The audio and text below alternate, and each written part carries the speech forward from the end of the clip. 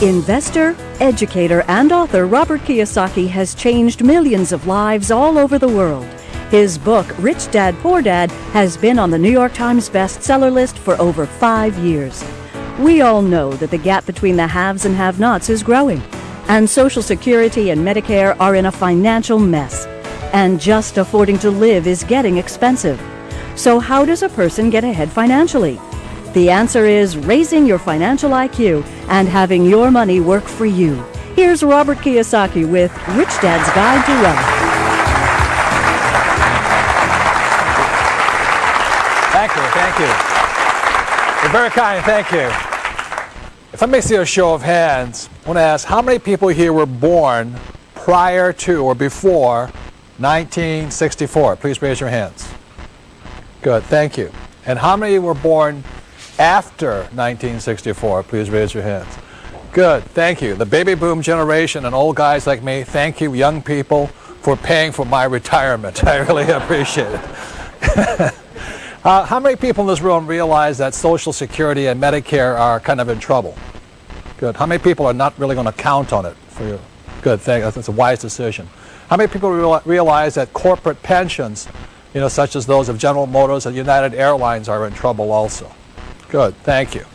So I want to thank PBS, first of all, for having the courage to have me come on and present Rich Dad's Guide to Wealth, very simply because what you will find out, there are many people in the financial services industry that do not want me to tell you what I'm about to tell you tonight. So, please be aware of that. Also, I want to caution you this. If some of you, what I may say tonight may threaten or challenge some of your beliefs about money. I mean, how many were taught, to save money, for example? Good. Tonight you're going to find out why that's a bad idea. So that's what this program is going to shake some of you and all this, so stay tuned. I promise if you stay tuned, at minimum your financial IQ will go up, you may learn to take more control of your money, and possibly survive the financial hurricane that's going to start brewing in the year 2008, the first of approximately 75 million baby boomers begin to retire. And how many people realize those baby boomers may not have enough money to retire on? Good, and good. That's why I thank you young people, because it'll be up to you to take care of us. So, so before I begin, I'll ask a question. How many of you have already read Rich Dad, Poor Dad? Thank you. Who has not yet read the book? Good, there's some of you. For those that haven't read the book, it's good to see some customers still out there and haven't read about my book. But anyway, for those that haven't read Rich Dad, Poor Dad, I'll give you a little bit of my background. Rich Dad, Poor Dad is a true story about my two dads. My real dad was the head of education for the state of Hawaii.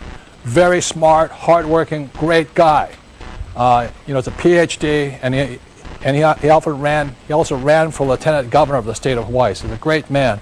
But I call him my poor dad very simply because even though he was a high-paid government official, no matter how much money he made, he was broke at the end of every month, and he ultimately died broke.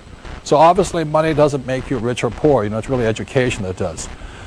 And as you can tell, I'm fourth-generation Japanese American, which means I don't speak Japanese, and I'm going to let you know that now. I barely speak English. My rich dad, on the other hand, was my best friend's father, and although he was a man who started with nothing, he ultimately became one of the richest men in Hawaii. So when you look at the white sands and the blue waters and the tall palm trees and the hula girls and the tall hotels right on Waikiki Beach, my rich dad's family owned some of the land under those hotels. So Rich Dad, Poor Dad, this book here, is a very simple, true story of what two fathers told two sons, my best friend and I, about the subject of money starting at the age of 9. And I believe one of the reasons the book has been so successful, it is written for 9-year-olds. And it's simple enough for everybody to understand high finance, or more importantly, why the rich are getting richer. So that's basically, my background. I grew up in Hawaii, I was educated in New York, and spent 6 years in the Marine Corps, went to Vietnam twice and all that. And then I came back and started my business career. So, next question is this: how many people have read this book, Prophecy? Good. See, there's fewer of you have read this book. And while Rich Dad, Poor Dad is a popular book, I think this is a more important book. And the reason I think Prophecy is more important, it's about a very important year. And that year was 1974. And 1974 was a year that the U.S. swung from socialism to capitalism. A very important reason for 1974, it was when a program called ERISA came out, and ERISA stands for Employee Retirement Income Security Act, and when the government's worried about your security, you know you're in trouble. But also it led to a thing called the 401k back in the 90s, a very big change in the history of our world right now. So Prophecy came out in 2002. It was not a very popular book because it was writing about the failure of these things called 401ks and pension plans and the crash of Wall Street. So this was 2002, and then in 2005, Time magazine, just in October of 2005, came out with a front page cover saying the same thing I said here in Prophecy, that there has been a big ripoff of people's pensions. And Time magazine 3 years later in 2005 says a great retirement ripoff. Millions of Americans who retire with benefits are in for a nasty surprise. How corporations are picking people's pockets with the help of Congress. And that's been going on. That's why so many people are in trouble. And then one day later, the New York Times magazine came out saying the same thing Prophecy did. And it says, we regret to inform you that you no longer have a pension. And that's why USA Today came out with a statement that said, America's greatest fear is running out of money during retirement.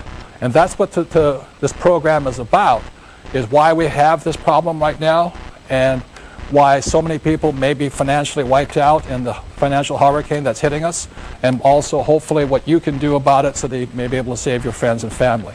Unfortunately, what I'm about to say tonight will not work for everybody. As you know, life is not fair, but at least you'll have an idea of what you might be able to do on this whole thing. So, going into it really quickly is the difference between, one of the reasons people are having trouble is they don't know the difference between, still can't spell that well, wealth and being rich. I'd like to explain really quickly that my rich dad taught me that wealth is measured in time and rich is measured in money. And really quickly, the difference here is this. A person who is, when you measure wealth, for example, let's say you have $10,000 in savings and your monthly expenses are $1,000 a month. That means you're 10 months wealthy. You will survive for 10 months. That's what it means. And the reason people are afraid of what's going to come up with them is they don't have enough wealth. They're afraid of running out of money during retirement. And what rich is trying to measure their lives in money. So what my rich dad taught me is don't worry about becoming rich, worry about becoming wealthy. And one of the reasons I was able to retire at the age of 47 was because I focused on being wealthy, not being rich. And that's a very big difference here. I thought I'd review something. I wrote a book called The Cash Flow Quadrant. I think it's one of the most important books for people who want to make changes in their lives. Because, as I said, the E stands for employee, S stands for self-employed or small business, B stands for big business like Bill Gates, and I stands for investor like Donald Trump or Warren Buffett. So, my poor dad always said to me, son, go to school to get a what? Job. And he was programming me, and this is the word is program, me to be an employee. And when I talked to my mom, I said, Dad, I don't want to be an employee. And my dad said, you must get a job. You must get a job. You got to have good education, good grades. Get your PhD. And oh my goodness. And my mom says, don't argue with your dad. If you want to be rich, go to school to become a doctor. An S, specialist. And I said to my mom, there's only one problem, Mom. She says, what's that? Doctors are smart. She says, you have a good point there. Don't be a doctor. And I talked to my rich dad, and he says, Robert, are you basically lazy and incompetent? I said, yeah. I said, good, you'll do well in business. And so this here is having other people work for you, like my advisors and things like that, and this is having money work for me. And they're very different educational paths. Another thing my rich dad says, again, going to words or vocabularies, employees always say the same words, whether they're the janitor or the president of the company or the CEO, employees all say the same word. I'm looking for a safe, secure job with benefits. That's their whole attitude. And their emotion is fear. Because they don't know how to survive in the real world. They need that. They have that fear driving them. And S, self-employed, their words are, if you want it done right, do it by yourself. So these guys, the problem with them is they may own a business, but they really own a job. They cannot quit because they don't trust other people. Their emotion is trust. And a business owner is like me. I want to have the smartest people around me as much as possible because then I don't have to do that much work. And as an I want to know how to have my money work hard for me so I don't have to work hard for money. So that's why I started off as an entrepreneur. And over here, this is the beauty of real estate. For every dollar I make here, I bring it down here, and my banker will give me $9 more as long as it's real estate. Tax-free money. So I'm getting ahead faster and faster and faster, very simply because for every dollar I have here, my banker's giving me $8 or $9 to get ahead financially. Does that make sense to you guys here? Tax-free money. And if I sell a property, again, I do it tax-free. That's why I'm getting rich. That's why education or financial education is so important. And I think it's really silly that our school systems keep saying to you, go to school to get a safe, secure what? Job, when jobs are being exported overseas so fast right now, it's ridiculous. I mean, I think it was J.P. Morgan. They just exported another 4,700 jobs, and these are smart guys with MBAs and all. They exported it to India. So that's what's happening in the world. But the reason 1974 is so important was because when ERISA, which now was a 401k, came out, it forced these people to become investors also. And that's why this change was such an important change here. So the other part going into it is this, is that there's three basic kinds of education. One is academic, the other one is professional. So you go to school to learn reading and writing. It's very, very important. I didn't do very well here, but I did graduate. And then professional is when you become a doctor or a lawyer or something like that. And those are very important. But what I'm saying here is this: in this world, there's three types of education that's essential. I'm not saying these are not important. I'm saying they're not enough today. You need more. And the third type of education is education that's called financial education. So what this program is about is not so much about these. I said these are very important, but so is this one right now. And I've never understood why our school systems don't teach us anything about money. You ever wonder that yourself? Why? Because rich or poor, smart or not so smart, we're all going to use money.